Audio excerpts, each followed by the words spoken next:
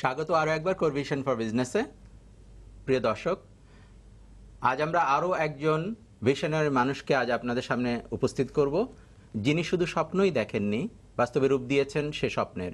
নিজে সফল হয়েছেন, স্বাচ্ছন্দ্য এনে দিয়েছেন হাজারো মানুষের জীবনে। নতুন নতুন শিল্প স্থাপন করা যার নেশায় পরিণত হয়েছে। যিনি কর্মসংস্থান করেছেন, দেশের অর্থনীতিতে অবদান রাখছেন, যিনি অন্যের জন্য আদর্শ হতে পারেন অনুকরণীয়।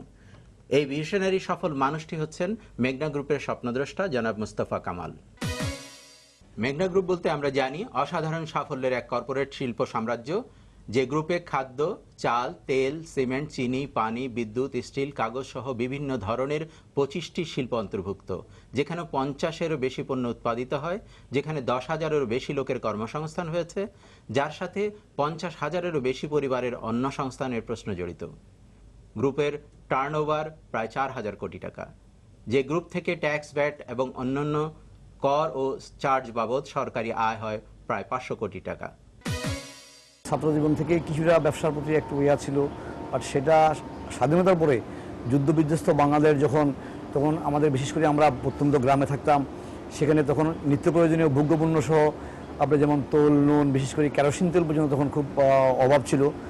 আমাদের নিকটস্থ ফেনী বা আমাদের রেলওয়ে স্টেশন হাসানপুর, ওখান থেকে সপ্তাহে একদিন আমরা একদিকে এখানে খুব অভাব ছিল, ওখান থেকে আইনা এখানে দিলে আমাদের এলাকার জনগণ যেভাবে কিছু মানে হয়তো জিনিসের দুষ্প্রাপ্যতা কমতো, আবার একদিকে দেখলাম যে আমার কিছু মুনাফা হতো।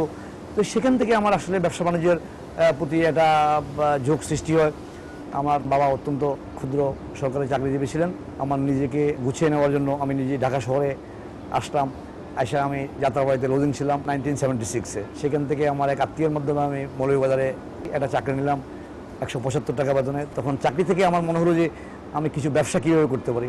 সরকারি মালিকানাধীন থেকেই তো সমস্ত ব্যবসা বাণিজ্য হতো, বিশেষ করে কোহিনুর, ইভেন কি নুরানি আটা মজা, এগুলো তখন যারা পারমিট পেত তাদের থেকে আমরা ওই তেজগাঁ থেকে আয়না মৌলভীবাজারে আয়না রিক্সা বা ভ্যান দিয়ে আয়না বিক্রি করলো, কিছু মুনাফা হতো। ওখান থেকে আমাকে ব্যবসাটা উদ্বুদ্ধ করলো। এইভাবে আমি নিজকে ফ্লাইং ব্যবসা কিছুদিন জড়ালাম। 84 সালে এসে আমি ভাবলাম যে কিছু আমদানি করা যায় কিনা। আমার এই সমস্ত যে খাদ্যদ্রব্যগুলো করি, আমদানি করতে গিয়ে 83-84 সালে সেখানে আমি একটা বিরাট হোঁচট খেয়েছি। এই আমদানি রপ্তানি ব্যবসা থেকে আমি বিশেষ করে তোলের ব্যবসা, তখন আমি তোল, চিনি, ডাল, লবণ এগুলো করতাম।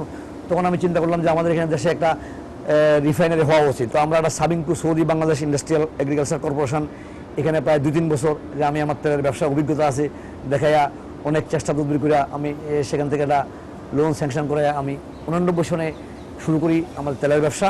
তখন আমরা 91 সনে আমি আমার প্রথম তেলের ফ্যাক্টরিটা ফার্স্ট মেঘনা ভেজিটেবল অয়েল ইন্ডাস্ট্রিজ প্রতিষ্ঠা করি।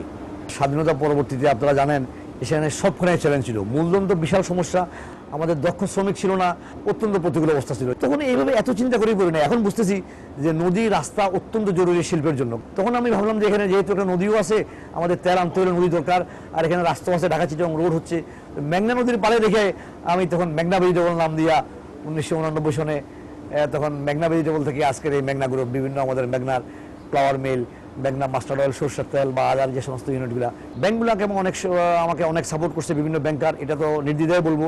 ওখানে আমার প্রায় টোটাল 50 কোটি টাকার প্রজেক্ট, ইকুইটি বাদ দিয়ে যেটুকু হয়েছে। ওই ফ্যাক্টরিটা করার পরে তখন হঠাৎ করে হোলসিম এবং সিমেক্স তারা আমাদের এখানে সিমেন্ট সেক্টরে বিনিয়োগ করতে যাচ্ছে। সেখানে আমি একটা ভালো লাভ করছি একসাথে অনেকগুলো টাকা, যেটা আমাকে অনেক বেশি আমার ব্যবসায় আরও উন্নতি হওয়ার জন্য অনেক বেশি সহযোগিতা করছে। আমার সহযোগীদের সবার যে সহযোগিতা, আমার সহকর্মীদের, এগুলা আমার মনে হয় আমার সফলতার পিছনে অনেক সহায়ক ভূমিকা পালন করছে বলে আমি মনে করব। What is the reason behind the success? তো আমি দেখেছি যে একটা হার্ভার্ড ইউনিভার্সিটিতে একটা রিসার্চ হয়েছিল, সেখানে যে ফাইন্ডিংসটা ছিল যে সাকসেসের পিছনে 85% হলো গিয়ে অ্যাটিটিউড এবং বাকি 15% হলো গিয়ে ক্যাপাবিলিটি। সেই রাইট অ্যাটিটিউড